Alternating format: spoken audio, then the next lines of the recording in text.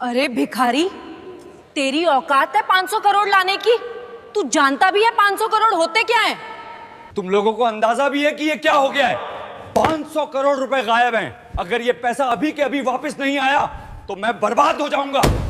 अगर कोई 500 करोड़ रुपए वापस ले आया तो मैं उसे 10 करोड़ रुपए इनाम दूंगा। सुबह के ठीक 7 बजे थे। शहर अभी पूरी तरह जागा भी नहीं था, लेकिन मेघराज चौक पर कूड़े की गंध और बसों का शोर पहले से मौजूद था। वहीं फुटपाथ के किनारे फटे हुए बोरे के साथ 12 साल का नील झुका हुआ था। वह प्लास्टिक की बोतलें और टूटी तारें चुन रहा था। उसके हाथों पर जमी गंदगी स्थायी लगती थी, जैसे किसी ने उस पर अनदेखा होने की मुहर लगा दी हो। नील बोलता कम था। लोग समझते थे वह डरपोक है या मंदबुद्धि। सच्चाई यह थी कि वह सुनता बहुत था। बातें, आवाजें, मशीनों की। जब लोग बोलते थे वह शब्द पकड़ता था। जब मशीनें चलती थीं वह पैटर्न पकड़ता था। ठीक उसके सामने शहर का सबसे बड़ा निजी बैंक खड़ा था। शीशे की ऊंची इमारत। हर सुबह काली गाड़ियों से सूट पहने लोग उतरते, मोबाइल पर चिल्लाते हुए अंदर जाते। नील को अंदर जाने की इजाजत कभी नहीं मिली थी। गार्ड हर बार एक ही शब्द कहता था, भाग यहां से। नील मुस्कुरा देता था और फिर कूड़े में झुक जाता था। उसी बैंक की दीवार से सटा एक पुराना ट्रांसफॉर्मर बॉक्स था। नील अक्सर उसके पास बैठकर सूखी रोटी खाता था। उसे वहां से एक अजीब सी भनभनाहट सुनाई देती थी। बाकी लोगों के लिए वह शोर था, नील के लिए भाषा। उस दिन दोपहर को माहौल बदला हुआ था। बैंक के अंदर अचानक अफरा तफरी मच गई। कर्मचारी अपनी सीटों से उठ खड़े हुए। मैनेजर्स के चेहरे पीले पड़ गए। एक के बाद एक फोन बजने लगे। ऊपर की मंजिल पर बोर्डरूम में चीख सुनाई दी, 500 करोड़ गायब हो गए हैं। यह कोई अफवाह नहीं थी। बैंक के मेन सर्वर से 500 करोड़ गायब हो गए हैं। करोड़ रुपए ऑनलाइन ट्रांसफर हो चुके थे। पैसा न किसी ग्राहक के खाते में था, न किसी विदेशी बैंक में। वह सिस्टम से जैसे फिसलकर हवा में घुल गया था। आईटी टीम दौड़ पड़ी। सर्वर लॉग्स खोले गए, फायरवॉल चेक हुए, साइबर सिक्योरिटी एक्सपर्ट्स को कॉल गया, पुलिस को सूचना दी गई। हर मिनट के साथ बैंक की साख डूब रही थी। बाहर फुटपाथ पर बैठा नील यह सब देख रहा था। उसे कुछ अजीब लगा। बैंक के बैकअप सर्वर की एग्जॉस्ट फैन की आवाज बदली हुई थी। वह लय में नहीं चल रही थी। बीच बीच में एक हल्का सा ठहराव था, जैसे कोई सांस रोक रहा हो। नील उठ खड़ा हुआ। उसने बोरा नीचे रखा और दीवार के पास कान लगा दिया। उसकी आंखें सिकुड़ गईं। यह चोरी नहीं है, वह बुदबुदाया। यह रूट रीडायरेक्शन है। नील को याद आया अपनी मां का चेहरा। मां जो कभी इसी बैंक में क्लीनर थी। एक रात एक्सीडेंट में चली गई। उसके बाद नील सड़क पर आ गया। मां के पास एक पुराना कीपैड फोन था और उसमें कुछ नोट्स। नंबर नहीं, पैटर्न। नील ने जेब से वह मुड़ा तोड़ा कागज निकाला जिस पर उसने खुद से बनाए निशान लिख रखे थे। वह रोज मशीनों को देखकर नई चीजें समझता और निशान बनाता था। बैंक के अंदर घबराहट बढ़ रही थी। बाहर एक कूड़ा बिनने वाला लड़का खड़ा था, जिसकी नजरें शीशे के पार सर्वर रूम की दीवारों के आर पार देख रही थीं। नील ने गहरी सांस ली। अगर अब नहीं बताया, उसने खुद से कहा, तो पैसा हमेशा के लिए चला जाएगा। उसने बोरा उठाया और बैंक के मुख्य गेट की तरफ बढ़ गया। गार्ड ने उसे देखते ही डंडा उठाया। कहा था ना, यहां मत आना। नील रुका नहीं। उसने पहली बार सीधा आंखों में देखकर कहा, साहब, जो पैसा गया है वो अभी भी इसी बैंक में है। गार्ड हंसा, लेकिन अंदर कहीं ऊपर एक अलार्म और तेज हो गया। और यहीं से कहानी शुरू होती है। गार्ड की हंसी अभी पूरी भी नहीं हुई थी कि बैंक के अंदर से एक महिला बाहर आई। नीले रंग की साड़ी, गले में आईडी कार्ड और चेहरे पर साफ घबराहट। वह बैंक की senior operations manager Radhika Mehta थी। पिछले 20 मिनट से वह लगातार आईटी टीम और हेड ऑफिस के बीच फंसी हुई थी। उसकी नजर नील पर पड़ी। क्या कहा तुमने? उसकी आवाज सख्त थी, लेकिन आंखों में थकान साफ दिख रही थी। गार्ड ने झट से कहा, मैडम, यह कूड़ा बिनने वाला है, झूठ बोल रहा है। नील ने सिर झुकाया, फिर धीरे से बोला, मैडम, पैसा बाहर नहीं गया। सिस्टम ने खुद रास्ता बदला है। अगर अभी कुछ नहीं किया गया तो 3 घंटे बाद वो पैसा अपने आप मिट जाएगा। ये सुनते ही राधिका का दिल धक से रह गया। तुम्हें कैसे पता? उसने बिना सोचे पूछ लिया। नील ने बैंक की दीवार की तरफ इशारा किया। आपके बैकअप सर्वर का फैन 30 सेकंड में एक बार रुक रहा है। ऐसा तब होता है जब लोड जानबूझकर घुमाया जाता है। यह चोरी नहीं है, यह ट्रैप है। वह बोलते समय न घबरा रहा था न तेज, जैसे यह सब उसके लिए नया नहीं था। राधिका ने एक पल सोचा। अंदर आईटी हेड चिल्ला रहा था कि डेटा फ्लो समझ नहीं आ रहा। पुलिस रास्ते में थी, मीडिया को भनक लगने ही वाली थी। उसने गार्ड को देखा। इसे अंदर आने दो। गार्ड चौंक गया। मैडम, यह, मैंने कहा, अंदर आने दो। नील पहली बार बैंक के अंदर गया। एयर कंडीशन की ठंडी हवा से वह सिहर गया। फर्श इतना चमकदार था कि उसमें अपना गंदा चेहरा देखकर उसे झिझक हुई। लोग उसे घूर रहे थे।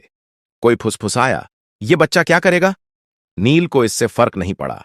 राधिका उसे सीधे आईटी फ्लोर पर ले गई। वहां 5 लोग 5 लैपटॉप और बड़ी स्क्रीन के सामने खड़े थे। स्क्रीन पर लाल रंग की लाइनें और नंबर भाग रहे थे। आईटी हेड ने गुस्से में कहा, मैडम, अभी समय नहीं है, यह मजाक नहीं है। नील ने स्क्रीन की तरफ देखा और तुरंत बोला, आप लोग गलत लॉग देख रहे हैं, असली रास्ता छुपाया गया है। कमरे में सन्नाटा छा गया। यह बच्चा हमें सिखाएगा? किसी ने तंज कसा। नील पास गया। उसने स्क्रीन के कोने में दिख रहे एक छोटे से टाइम स्टैम्प की तरफ इशारा किया। ये देखिए, हर बार ट्रांजैक्शन से 1 सेकंड पहले टाइम पीछे जा रहा है। यह मैनुअल नहीं हो सकता। आईटी हेड ने झुककर देखा। उसका चेहरा बदल गया। यह तो असंभव है। नील ने पहली बार सिर उठाकर सबको देखा। असंभव नहीं है सर। जिसने यह किया है उसने पैसा चुराया नहीं, उसने बैंक को खुद से लड़ने पर मजबूर कर दिया है। राधिका की आवाज कांप गई। तो पैसा वापस आ सकता है? नील ने हल्की सांस ली। आ सकता है, लेकिन अगर देर हुई तो नहीं। घड़ी की टिक टिक तेज लगने लगी और उसी पल नील ने कहा, मुझे एक कंप्यूटर चाहिए। इंटरनेट नहीं, सिर्फ लोकल एक्सेस। कमरे में कोई बोला नहीं। पहली बार बैंक के सबसे बड़े संकट में सबकी नजरें एक कूड़ा बिनने वाले लड़के पर टिकी थीं। और नील जानता था, अब पीछे हटने का कोई रास्ता नहीं है। कमरे में एक अजीब सा सन्नाटा था। एयर कंडीशनर की ठंडी हवा चल रही थी, लेकिन किसी को ठंड महसूस नहीं हो रही थी। सबकी नजरें नील पर थीं। वह कुर्सी पर बैठा नहीं था, वह खड़ा था, जैसे बैठना उसके लिए फालतू की चीज हो। आईटी हेड ने हिचकिचाते हुए एक सिस्टम उसकी तरफ घुमा दिया। यह लोकल मशीन है, नेटवर्क से कटी हुई। अगर कुछ गलत हुआ तो भी फर्क नहीं पड़ेगा। नील ने बीच में कहा, जो नुकसान होना था वो हो चुका है। उसने कीबोर्ड को ऐसे छुआ जैसे कोई पुराना दोस्त हो। उंगलियां गंदी थीं, लेकिन चलने में झिझक नहीं थी। स्क्रीन पर एक काली विंडो खुली। राधिका ने घड़ी देखी। नील, हमारे पास ज्यादा समय नहीं है। नील ने सिर हिलाया। मुझे पता है। उसने टाइप करना शुरू किया। कोई तेजी नहीं, कोई दिखावा नहीं। हर कमांड सोचकर, जैसे वह पहले ही यह सब कर चुका हो। आईटी टीम स्क्रीन पर उभरते टेक्स्ट को पढ़ने की कोशिश कर रही थी, लेकिन वह उनकी समझ से बाहर था। एक इंजीनियर ने धीरे से कहा, यह तो सिस्टम के अंदर का रास्ता है, यह एक्सेस हमारे पास भी नहीं है। नील बोला नहीं। उसने अगली लाइन डाली। अचानक स्क्रीन पर एक मैप खुला। यह किसी बैंक अकाउंट का नहीं था, यह डेटा के बहाव का नक्शा था। तीर, घुमाव, बंद रास्ते। नील ने एक जगह उंगली रखी। यहीं फंसा है पैसा। लेकिन यहां तो कोई अकाउंट ही नहीं है, आईटी हेड ने कहा। नील ने उसकी तरफ देखा। क्योंकि यह अकाउंट नहीं है, यह एक खाली कमरा है। सिस्टम ने खुद बनाया है। राधिका की आंखें फैल गईं। सिस्टम ने? हां, नील बोला। जब किसी को सिस्टम के दिल तक पहुंचने की कोशिश करते पकड़ लिया जाता है, तो पुराना कोर एक फर्जी रास्ता बना देता है। पैसा उसमें चला जाता है। बाहर से लगता है चोरी हो गई, लेकिन असल में सिस्टम खुद उसे छुपा लेता है। कमरे में किसी ने सांस तक नहीं ली। आईटी हेड ने धीमी आवाज में कहा, लेकिन ऐसा फीचर तो कहीं डॉक्यूमेंटेड नहीं है। नील ने हल्की मुस्कान दी। क्योंकि यह फीचर नहीं है, यह डर है, मशीन का। उसने अगला कमांड डाला। स्क्रीन पर लाल चेतावनी चमकी। वार्निंग, डेटा कोलैप्स इन 17 मिनट्स। राधिका के हाथ कांप गए। इसका मतलब? नील ने कहा, अगर यह कमरा ढह गया तो पैसा किसी का नहीं रहेगा, न चोर का न बैंक का। आईटी टीम में खलबली मच गई। तो जल्दी करो, कोई बोला। नील ने पहली बार गुस्से से सिर उठाया। जल्दी नहीं, सही।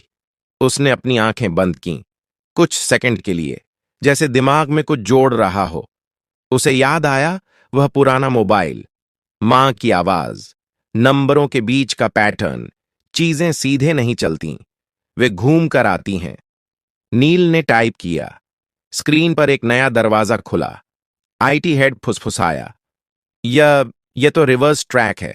नील बोला, हां, अब पैसा वापस उसी रास्ते से चलेगा जिससे डर आया था। राधिका ने घड़ी देखी। 13 मिनट बाकी थे।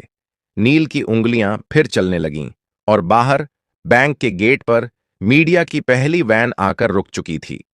बाहर कांच के दरवाजों के पार कैमरे चमकने लगे थे। मीडिया को बस एक इशारे का इंतजार था।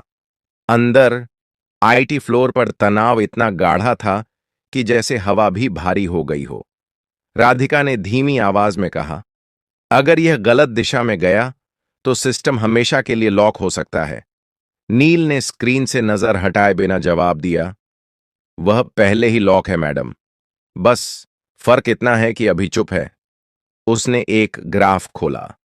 नीली और लाल लाइनें एक दूसरे के पीछे दौड़ रही थीं। बीच बीच में एक जगह ऐसी थी जहां लाइनें टूट रही थीं। यहीं से पैसा बाहर दिखाया गया है, नील बोला, लेकिन असल में यहीं से वह वापस लाया जा सकता है। आईटी हेड ने कुर्सी खींचकर पास बैठते हुए कहा, तुम यह सब कैसे जानते हो? नील ने पहली बार सच बोला, मैं मशीनों के पास बड़ा हुआ हूं।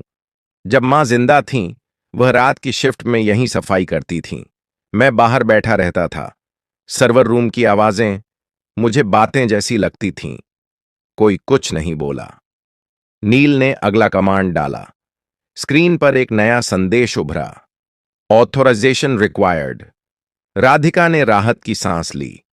ठीक है, यह सामान्य है, हमारे पास मल्टी लेवल ऑथराइजेशन है।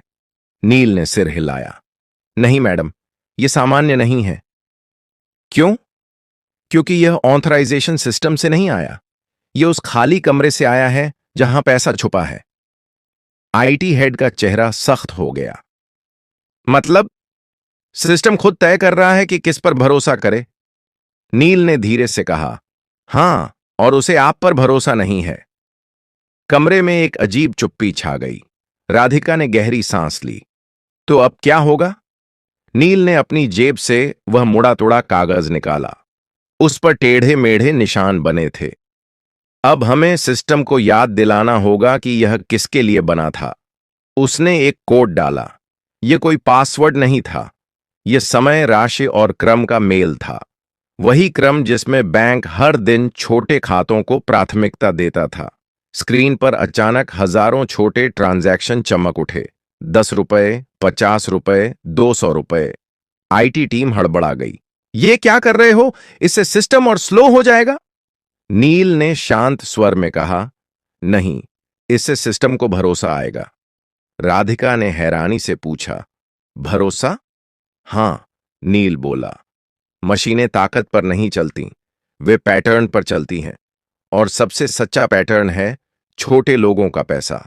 स्क्रीन पर चेतावनी बदलने लगी। Trust index rising. IT head ने आंखें मल लीं। यह मीटर पहले कभी नहीं देखा, नील ने कहा, क्योंकि आपने कभी सिस्टम से पूछा ही नहीं कि उसे क्या चाहिए। घड़ी पर नजर पड़ी। 7 मिनट बाकी थे। नील की उंगलियां अब और तेज चल रही थीं, और उसी वक्त बैंक के मेन सर्वर से एक धीमी सी बीप की आवाज आई, जैसे कोई सोया हुआ दिमाग जाग रहा हो। सभी समझ गए, अब वापसी शुरू हो चुकी थी। बीप की वह आवाज छोटी थी, लेकिन असर बड़ा। आईटी फ्लोर पर खड़े हर इंसान की रीढ़ सीधी हो गई। स्क्रीन पर बिखरे हुए तीर अब एक दिशा में मुड़ने लगे थे, जैसे कोई भटकी हुई नदी अपने पुराने रास्ते को पहचान रही हो। आईटी हेड ने हकलाते हुए कहा, डेटा फ्लो रिवर्स हो रहा है। राधिका की आंखें स्क्रीन से हट ही नहीं रही थीं। मतलब? नील ने बिना रुके जवाब दिया। मतलब पैसा लौट रहा है, लेकिन अभी सफर पूरा नहीं हुआ है। स्क्रीन पर नंबर चलने लगे। 10 करोड़, 25 करोड़, 68 करोड़। कमरे में किसी की सांस नहीं निकल रही थी, लेकिन तभी एक जोर की बीप गूंजी। स्क्रीन लाल हो गई। System conflict detected. IT head उछल पड़ा। ये क्या है अब? नील रुक गया।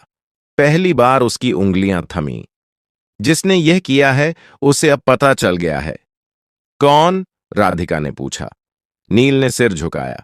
कोई बाहर का नहीं, अंदर का। कमरे में हलचल मच गई। लोग एक दूसरे की तरफ देखने लगे। स्क्रीन पर एक नया लॉग खुला। एक ही यूजर आईडी, एक ही मशीन, बार बार। आईटी हेड का चेहरा सफेद पड़ गया। ये तो हमारे ही नेटवर्क से है, नील ने धीरे से कहा। चोरी बाहर से नहीं हुई थी, रास्ता अंदर से खोला गया था। घड़ी देखी गई। अब सिर्फ 4 मिनट बचे थे। राधिका ने खुद को संभालते हुए कहा, नील, क्या हम इसे रोक सकते हैं? नील ने जवाब देने से पहले एक गहरी सांस ली। हां, लेकिन इसके लिए मुझे सिस्टम को पूरी तरह बंद करना होगा, 30 सेकंड के लिए। कमरे में हड़कंप मच गया। क्या? यह नामुमकिन है। पूरा बैंक ठप हो जाएगा। नील ने पहली बार सबको सीधे देखा। अगर नहीं किया तो पैसा आधे रास्ते में फंस जाएगा, ना आपका रहेगा ना चोर का। राधिका ने आंखें बंद कीं। एक पल के लिए, फिर बोली, करो। आईटी हेड ने चौंक कर उसकी तरफ देखा। मैडम, मैं जिम्मेदारी लेती हूं। नील ने आखिरी कमांड तैयार किया। उसकी उंगलियां हल्की कांप रही थीं, लेकिन दिमाग साफ था। उसे मां की आवाज याद आई। डर लगे तो भी सही काम मत छोड़ना। उसने एंटर दबाया। पूरे बैंक की लाइटें एक साथ बुझ गईं। कंप्यूटर, एटीएम, सब कुछ। बाहर मीडिया चिल्ला उठा। बैंक बंद हो गया, पैसा डूब गया। अंदर घुप अंधेरा था। फिर 1 सेकंड बाद, 2 सेकंड बाद, तीसरे सेकंड पर एक हरी लाइट जली, फिर दूसरी, फिर पूरी स्क्रीन। सिस्टम वापस आ चुका था और इस बार पैसे के नंबर एक एक करके सही खाते में लौट रहे थे। 100 करोड़, 250 करोड़, 400 करोड़। आईटी हेड की आंखों से आंसू निकल आए। हो गया। आखिरी नंबर रुका। 500 करोड़। रिकॉन्साइल्ड। कमरे में कोई ताली नहीं बजी, कोई चिल्लाया नहीं। सब बस नील को देख रहे थे। वह कुर्सी से नीचे उतरा, थका हुआ, खामोश। बैंक का पैसा वापस आ चुका था। अब सवाल यह था, यह चोरी किसने की थी और नील सच में कौन था? कमरे में सन्नाटा था, लेकिन यह डर का नहीं था। यह उस पल का सन्नाटा था जब इंसान समझ जाता है कि अब कहानी बदल चुकी है। स्क्रीन पर हरे रंग की लाइनें स्थिर हो चुकी थीं। 500 करोड़ पूरी तरह बैंक के खातों में लौट चुके थे। सिस्टम नॉर्मल दिखा रहा था, लेकिन लोगों के चेहरे अभी भी जमे हुए थे। राधिका ने धीमी आवाज में कहा, नील, तुमने बैंक को बचा लिया। नील ने कोई जवाब नहीं दिया। वह स्क्रीन को देख रहा था, जैसे किसी और चीज की तलाश में हो। आईटी हेड ने राहत की सांस लेते हुए कहा, हमें तुरंत यह पता लगाना होगा कि अंदर से यह किसने किया। नील ने गर्दन हिलाई। सिस्टम खुद बता देगा। कैसे? किसी ने पूछा। नील ने एक आखिरी लॉग खोला। यह आम यूजर लॉग नहीं था। यह वह लेयर थी जहां सिर्फ तब एंट्री होती है जब कोई सिस्टम को धोखा देने की कोशिश करता है। स्क्रीन पर एक नाम उभरा। कोई टेक्निकल कोड नहीं, कोई फर्जी आईडी नहीं, एक साफ नाम, बैंक के डिप्टी टेक्नोलॉजी डायरेक्टर का। कमरे में जैसे हवा निकल गई। आईटी हेड कुर्सी पर बैठ गया। यह मुमकिन नहीं है, नील ने शांत स्वर में कहा। मुमकिन है, क्योंकि उसे सिस्टम की आदतें पता थीं। उसने सोचा, सिस्टम मशीन है। उसे यह नहीं पता था कि मशीन याद भी रखती है। राधिका ने तुरंत फोन उठाया। सिक्योरिटी को ऊपर भेजो, अभी। कुछ ही मिनटों में उस अधिकारी को कमरे में लाया गया। चेहरा पीला, आंखें नीचे। वह कुछ बोल नहीं रहा था। राधिका ने सख्त आवाज में पूछा, आपने यह क्यों किया? वह चुप रहा। नील आगे बढ़ा, क्योंकि आप सोच रहे थे कि पैसा बाहर निकल जाएगा और सिस्टम आपको पहचान नहीं पाएगा। लेकिन आपने एक गलती की। आदमी ने पहली बार सिर उठाया। कौन सी? आपने छोटे खातों को नजरअंदाज किया, नील बोला। आपने सिर्फ बड़े ट्रांजैक्शन देखे। सिस्टम ने आपको वहीं पकड़ लिया। आदमी टूट गया। मुझे कर्ज में डुबो दिया गया था। मुझे रास्ता नहीं दिखा। राधिका ने सिक्योरिटी को इशारा किया, ले जाइए। जब वह बाहर गया तो किसी ने राहत की सांस ली, किसी ने शर्म की। नील अब दरवाजे की तरफ बढ़ने लगा। राधिका ने चौंक कर कहा, रुको, तुम कहां जा रहे हो? नील रुका। मेरा काम हो गया मैडम। काम? उसकी आवाज भर आई। तुम्हें पता है तुमने क्या किया है? बैंक, ग्राहक, पूरा सिस्टम। नील ने धीरे से कहा, मैंने सिर्फ जो गलत था उसे सही किया है। राधिका आगे बढ़ी। तुम्हें इनाम मिलेगा, नौकरी मिलेगी, पढ़ाई, सब कुछ। नील ने पहली बार हल्की मुस्कान दी। अगर आप सच में कुछ देना चाहती हैं तो एक काम कीजिए। क्या? बाहर जो बच्चे कूड़ा बीनते हैं ना, नील बोला, उनके लिए सिस्टम बनाइए। ऐसा सिस्टम जो उन्हें अनदेखा न करे। राधिका कुछ बोल नहीं पाई। नील दरवाजे से बाहर निकल गया। वही फटा बोरा, वही गंदे हाथ। लेकिन अब बैंक की दीवारें उसे देख रही थीं, क्योंकि सिस्टम तो बच गया था। अब इंसानों की बारी थी। बैंक के बाहर शाम ढल चुकी थी, लेकिन भीड़ कम नहीं हुई थी। कैमरे अब भी चमक रहे थे। रिपोर्टर एक दूसरे को धक्का देकर आगे आने की कोशिश कर रहे थे। सबको एक ही खबर चाहिए थी। 500 करोड़ कैसे लौटे? राधिका कांच के दरवाजे के पास आकर रुकी। उसके हाथ में माइक्रोफोन नहीं था, फिर भी आवाज साफ थी। यह बैंक की जीत नहीं है, उसने कहा। यह एक बच्चे की समझ की जीत है। भीड़ में हलचल मच गई। कौन बच्चा? कहां है वो? नाम बताइए। राधिका ने दरवाजे की तरफ देखा। नील जा चुका था। उसके कदम पहले ही फुटपाथ की तरफ मुड़ चुके थे, जहां उसकी दुनिया थी। टूटे डिब्बे, प्लास्टिक की बोतलें और मशीनों की आवाजें। उसे नहीं पता था कि पीछे क्या हो रहा है, लेकिन शहर को पता चल चुका था। कुछ ही घंटों में खबर फैल गई। एक कूड़ा बिनने वाला लड़का, बैंक की चोरी, 500 करोड़ वापस। सोशल मीडिया पर सवाल उठे, यह लड़का कौन है? इसे मौका क्यों नहीं मिला पहले? हमने कितनी नील जैसे बच्चों को अनदेखा किया। अगली सुबह बैंक के बाहर एक पोस्टर लगा, अगर आप नील को जानते हैं, हम मुझसे मिलना चाहते हैं। उसी सुबह नील ट्रांसफॉर्मर बॉक्स के पास बैठा था। उसने पोस्टर देखा, पढ़ा, फिर नजर हटा ली। उसके लिए पोस्टर नया नहीं था, नई थी लोगों की नजर। दोपहर तक नगर निगम के अधिकारी आए, फिर एक स्कूल की वैन, फिर एक महिला जो शिक्षा विभाग से थी। सब एक ही बात कह रहे थे, तुम्हें पढ़ना चाहिए, तुम्हें यहां से निकलना चाहिए। नील ने पहली बार सवाल पूछा, क्या पढ़ाई के बाद भी कोई मुझे सुनेगा? कोई जवाब नहीं दे पाया। शाम को राधिका खुद आई, बिना साड़ी, बिना पद के, सिर्फ एक इंसान की तरह। उसने नील के पास बैठकर वहीं सूखी रोटी तोड़ी। मैं तुम्हारे लिए कोई योजना नहीं लाई, उसने कहा। मैं बस ये पूछने आई हूं, तुम क्या चाहते हो? नील ने सोचा, फिर बोला, मैं चाहता हूं कि सिस्टम पहले पूछे, बाद में जज करे। राधिका ने सिर हिलाया। यहीं से एक बदलाव शुरू हुआ। बैंक ने एक छोटा सा प्रोग्राम शुरू किया। नाम नहीं था बड़ा, लेकिन असर बड़ा था। सड़क पर रहने वाले बच्चों को मशीनों के पास बैठने दिया गया। उन्हें हटाया नहीं गया, उन्हें सुना गया। नील वहां रोज आता था, अब बोरे के साथ नहीं, एक कॉपी के साथ।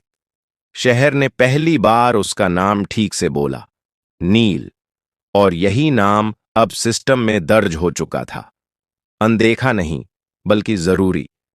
अगर आपको यह कहानी पसंद आई हो तो लाइक जरूर करें। ऐसी ही कहानियों के लिए सब्सक्राइब करें और इसे अपने दोस्तों के साथ शेयर करें।